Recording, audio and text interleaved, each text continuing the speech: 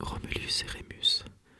L'exigence de la faim ne peut se comparer avec aucun des autres besoins. Essayez de dire à haute voix: il me faut une paire de souliers. J'ai besoin d'un peigne, d'un mouchoir. Prenez le temps de souffler et puis dites: j'ai besoin de déjeuner.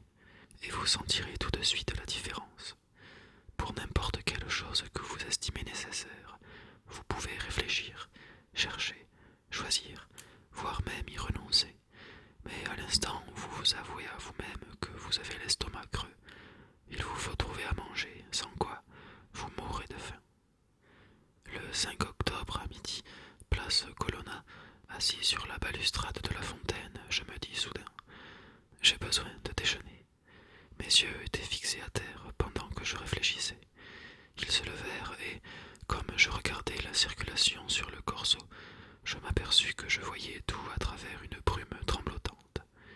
Il y avait plus d'un jour que je n'avais pas mangé, et vous savez que lorsqu'on a faim, on voit les choses comme si elles-mêmes étaient affamées, c'est-à-dire vacillantes et faibles.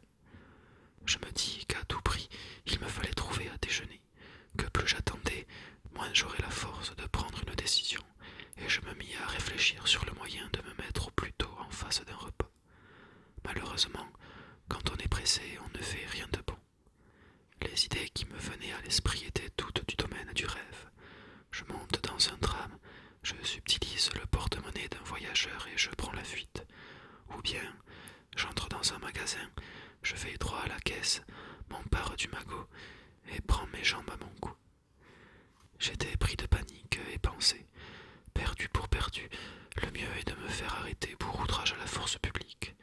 En prison, on me donnera au moins une soupe.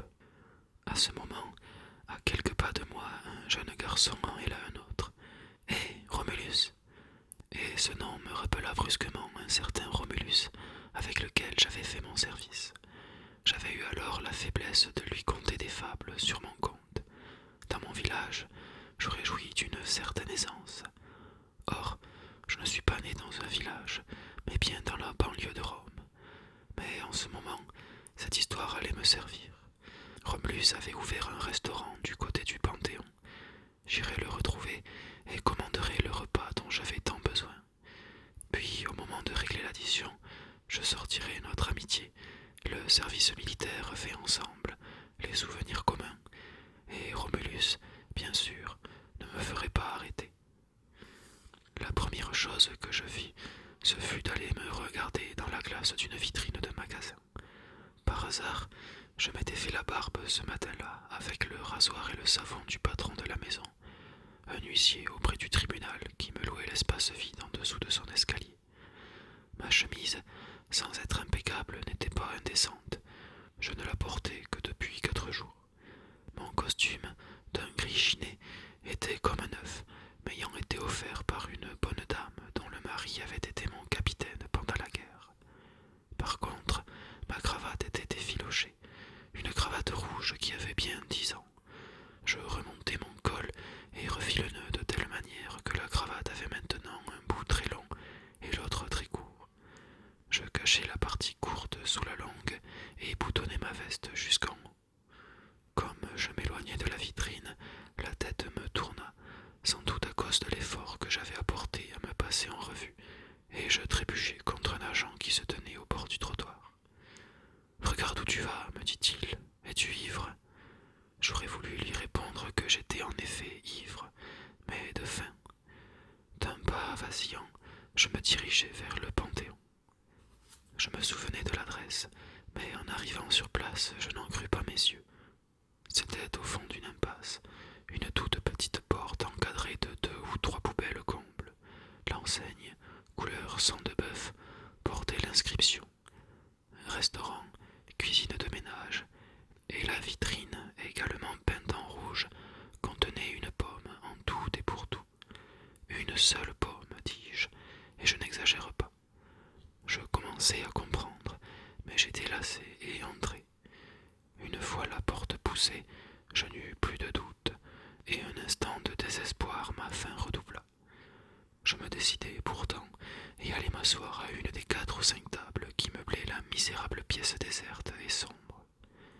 Une tenture sale, derrière le comptoir, violemment sur la cuisine. Je frappai du poing sur la table. Garçon! Il y eut aussitôt un remue-ménage dans la cuisine. La tenture se releva et une figure apparut et disparut dans laquelle je reconnus l'ami Romulus. J'attendis un moment, frappé de nouveau.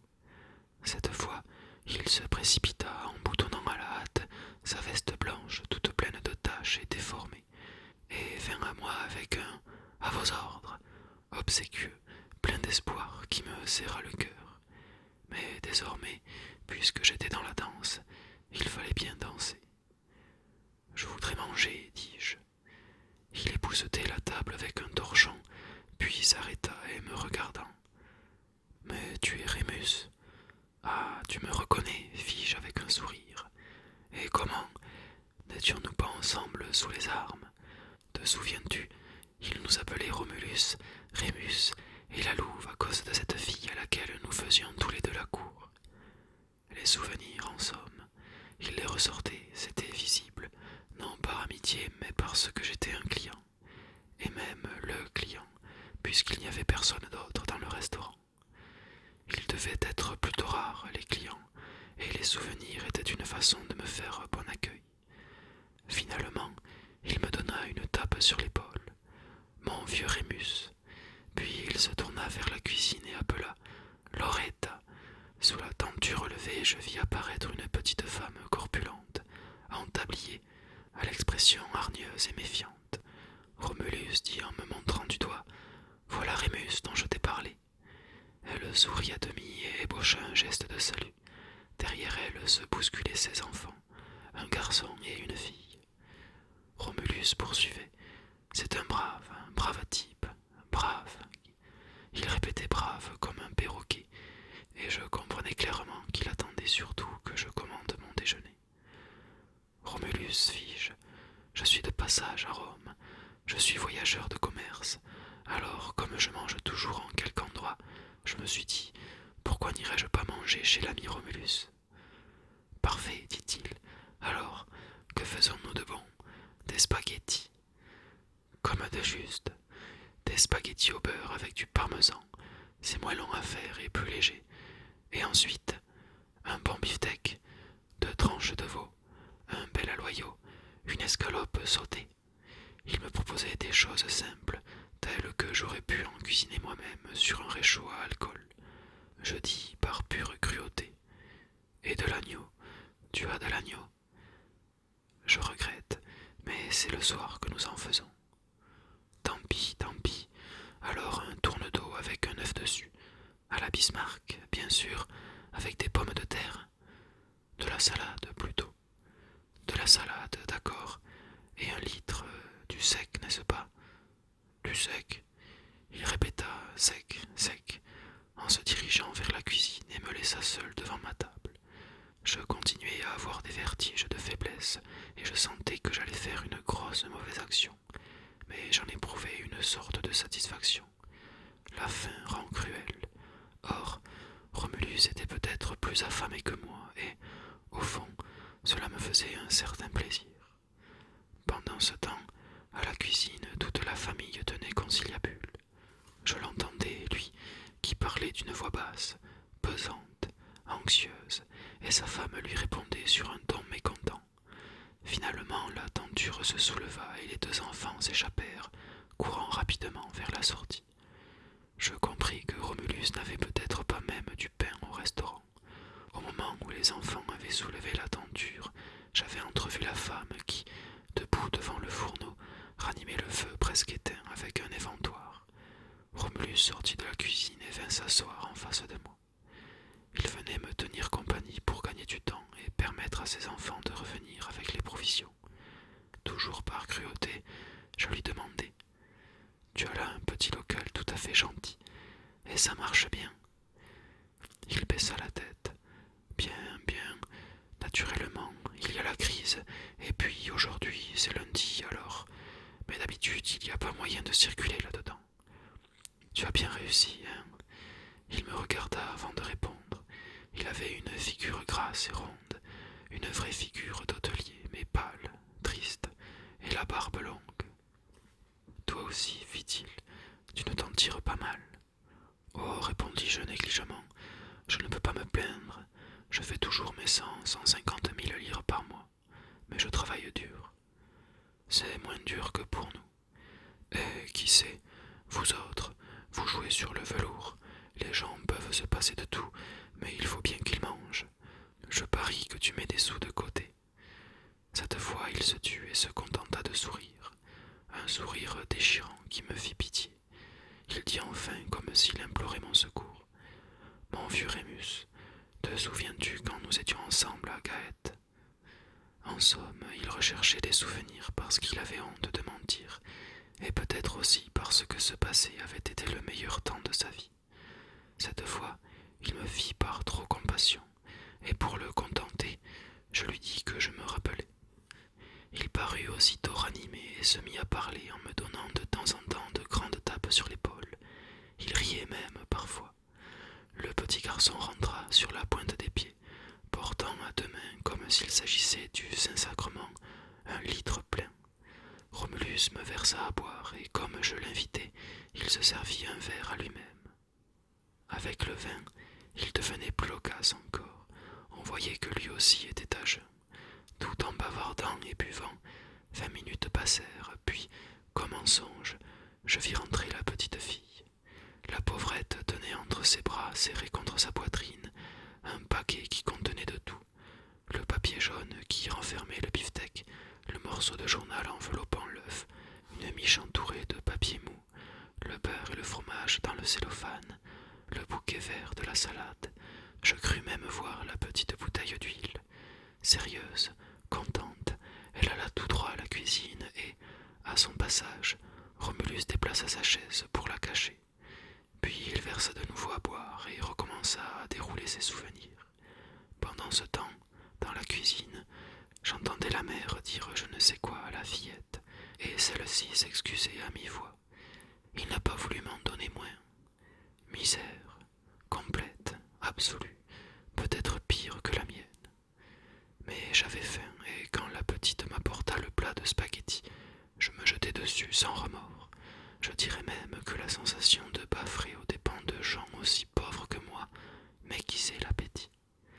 Romulus me regardait manger avec des yeux d'envie, et je ne pus m'empêcher de penser qu'il devait rarement se permettre des spaghettis tels que ceux-ci. Veux-tu les goûter? Proposai-je. Il secoua la tête comme pour refuser, mais j'en pris une fourchette et la lui fourrai dans la bouche.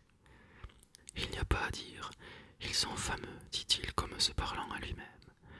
Après les pâtes, la petite m'apporta le tourne-dos surmonté d'un œuf et la salade, et Romulus, comme s'il avait honte de me regarder manger, retourna à la cuisine. Je continuai mon repas seul, et tout en mangeant, je m'aperçus que j'étais presque ivre de nourriture. Ah, que c'est bon de manger quand on a faim! Je me fourrai un morceau de pain dans la bouche, je versai dessus une gorgée de vin, je mastiquai, j'engloutissais. Il y avait des années que je n'avais déjeuné de si bon cœur. La fillette arriva avec les fruits, et je voulus même un morceau de parmesan pour manger avec ma poire. Quand j'eus terminé, je m'allongeai sur ma chaise, un cure-dent au coin des lèvres, et toute la famille sortit de la cuisine et vint se ranger debout autour de moi, en me regardant comme un objet précieux. Romulus, sans doute parce qu'il avait bu, était maintenant plein d'entrain et racontait je ne sais quelle aventure de femme, du temps où nous étions soldats. Sa femme, au contraire, le visage gras et noirci de poussière de charbon, avait l'air tout à fait lamentable. Je regardais les enfants. Ils étaient pâles, mal nourris, les yeux plus grands que la tête.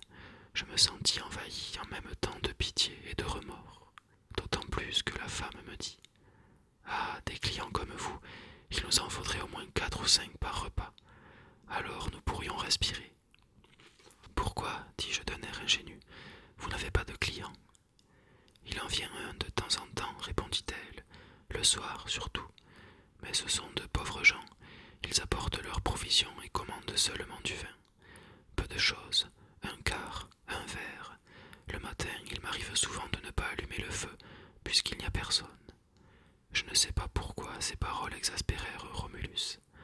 Ah, finissant avec tes lamentations, tu me portes la guigne. La guigne, c'est toi qui nous la portes, réplique femme. C'est toi qui as le mauvais œil, entre moi qui m'échigne et me ronge, et toi qui ne fais rien et passe ton temps à rappeler tes souvenirs de soldat, je me demande qui porte la guigne. Et tout cela pendant qu'à demi englouti de bien-être, je réfléchissais à la meilleure façon de m'en tirer quant à l'addition. Mais, providentiellement, il y eut un geste inattendu de la part de Romulus. Il leva la main et donna une gifle à sa femme. Elle n'hésita pas, courut à la cuisine et en revint avec un couteau long et effilé, de ceux qui servent à couper le jambon. « Je te tuerai !» criait-elle, le couteau levé. Lui, épouvanté, traversant en courant le restaurant, renversant les tables et les chaises. La petite, pendant ce temps, avait éclaté en sanglots et le petit, qui n'avait fait qu'un bond à la cuisine, brandissait maintenant un rouleau à pâtisserie pour défendre je ne sais lequel de son père ou de sa mère. Je compris que c'était le moment ou jamais. Je me levai en disant « Du calme, que diable, du calme, du calme !» Et tout en répétant du calme, je me retrouvai hors du restaurant, dans l'impasse. Je pressai le pas, tournai le coin de la rue. Place du Panthéon, je repris une allure normale et me dirigeai